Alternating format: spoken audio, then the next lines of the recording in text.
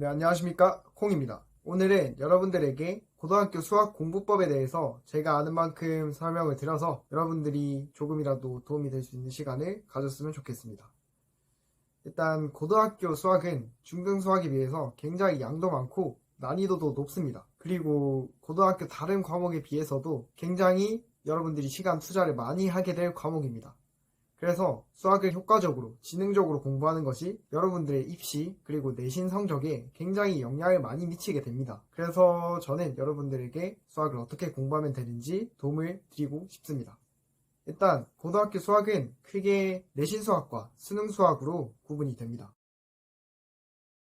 먼저 내신 수학은 내신 기간이 아닐 때와 내신 기간일 때 공부하는 것들이 조금 다른데요. 내신 기간이 아닐 때, 즉 방학 때 시간이 많을 때는 여러분들이 기본서 한 권과 기출문제집 한 권을 선정을 하셔서 열심히 공부를 하셔야 됩니다. 기본서 같은 경우에는 RPM이나 수학의 정석, 수학의 바이블 같은 것들이 있고, 기출문제집에는 마더텅이나 자이스토리가 있습니다. 시간이 많으시다면 이것들을 전부 다 풀어도 되지만 여러분들은 시간이 없기 때문에 기본서 중에서 한 권, 그리고 기출문제집 중에서 한 권을 선택해서 풀면 나중에 학기에 들어가서 수업을 듣거나 시험 공부를 하게 될 때 기초를 다졌기 때문에 굉장히 수월하게 해낼 수 있을 겁니다. 자, 그러면 내신 기간 때는 어떻게 공부를 하면 되는지 알려드리겠습니다. 일단은 교과서와 부교재 이외에 어떤 문제집을 풀면 되는지 정리를 해드리자면, 일단 난이도별로 센, 올림포스, 마플, 올림포스 고난도, 고쟁이 이 정도가 있는데, 여러분들이 이 문제집을 풀면 다 좋겠죠. 그렇지만 그럴 시간이 안 되는 분들이 많기 때문에 두 가지만 추천드리자면 마플 그리고 고쟁이, 이렇게 두 개만 열심히 풀고 오답을 잘 하시면 굉장히 도움이 될 거라 생각합니다.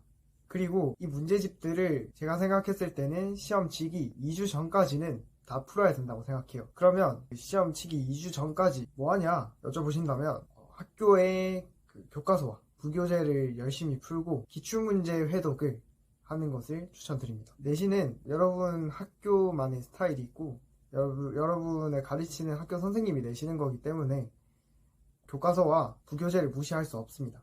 그래서 저 같은 경우에는 교과서는 최소 3번 이상 풀어봤고, 부교재나 학교 프린트가 있다면 3, 4번 정도 풀어봤기 때문에 서술형이 나왔을 때 여러분이 완벽하게 풀이 과정을 적을 수 있을 만큼 회독을 하는 것이 중요합니다. 또한 이건 살짝 팁일 수도 있는데, 여러분이 교무실에 자주 가시는 학생이라면 교무실에 갔을 때 수학 선생님의 책상을 한번 보세요. 교과서만 있는 선생님도 있지만 선생님들도 문제를 만들어낼 만큼 여유가 있으신 분들이 아니기 때문에 여러 문제집들을 아마 보실 겁니다. 그 중에서 조금 책이 이제 헐거워져 있거나 아니면 자주 보시는 그런 책이다, 그러면 그 문제집을 푸는 게 좋겠죠. 그렇게 해서 저는 고등학교 3년을 다니면서 내신을 잘 챙겼습니다. 자, 그러면 이제 수능 수학은 어떻게 공부하면 되냐 말씀드리겠습니다. 수능 수학은 전에 내신 수학 공부법에서 말씀드렸다시피 기출문제를 풀었기 때문에 만약에 열심히 푸신 분들이라면 기억에 오래 남으시겠지만, 대부분의 사람들은 열심히 풀어도 기억이 그렇게까지 오래 가지 않기 때문에 일단은 기출문제집 한 권에 사셔서 이제 수원 수투부터 시작해서 미적분이나 확통이나 기하까지 회독을 한번 하시는 것을 추천드립니다.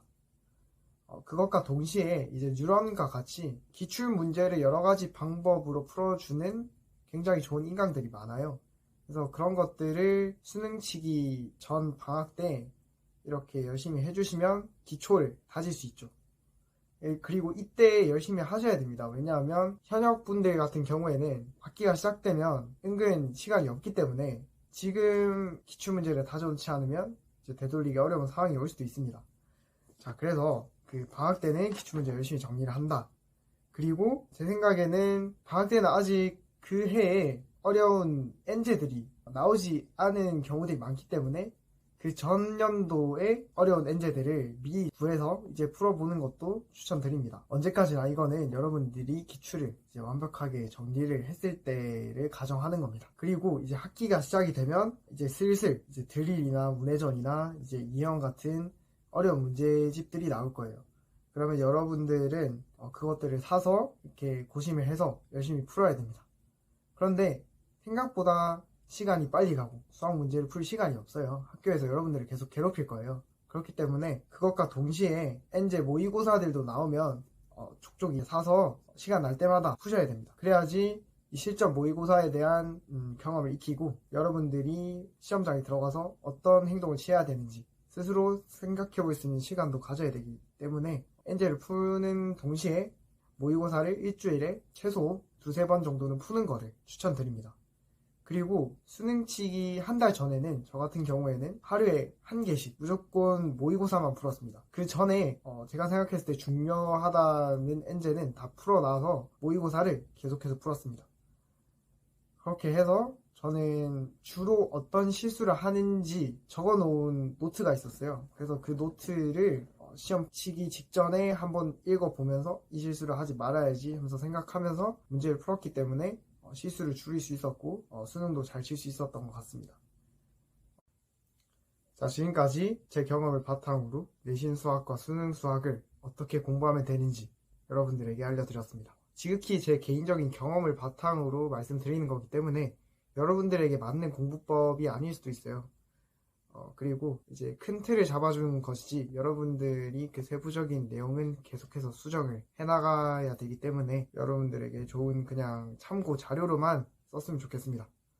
그리고 수능 공부가 막 그렇게 잘 안 된다고 해서 너무 좌절하지 마시고 끝까지 노력하는 사람이 결국 수능이든 내신이든 잘 보고 좋은 결과를 맞이하는 것 같으니까 여러분들 열심히 포기하지 말고 수능 수학, 내신 수학 열심히 하시길 바랍니다.